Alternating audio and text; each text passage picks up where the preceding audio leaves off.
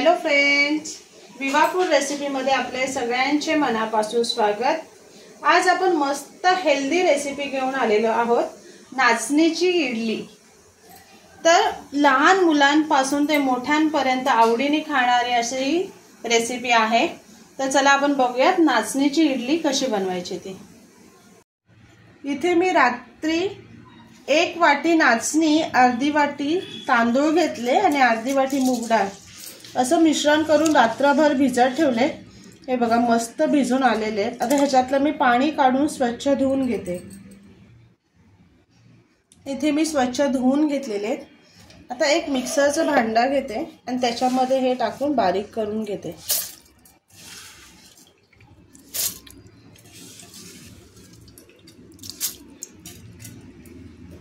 थोडं पाणी टाकते, ह्याच्यामध्ये मी थोडं मीठ टाकून घेते।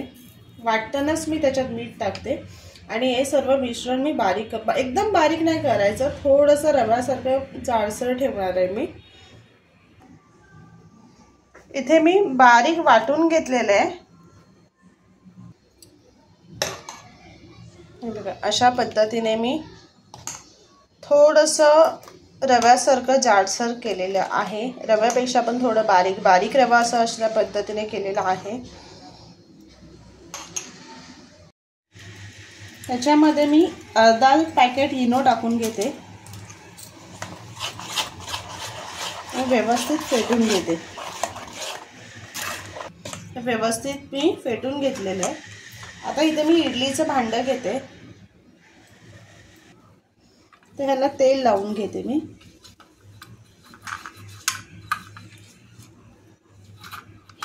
त्याच्यामध्ये आपण ठेवून घेणार आहोत। तुम्हाला ह्याच्यामध्ये बारीक वाटताना एक मिरची टाकली, जिरं टाकलं तरी चालेल।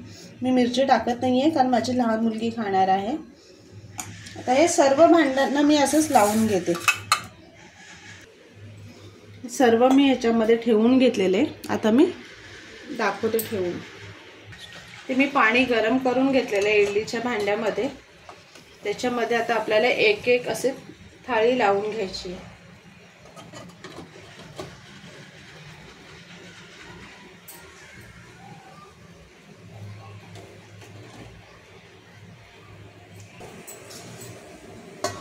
आता आपल्याला 15 मिनिटं शिजवून घ्यायचे आहेत।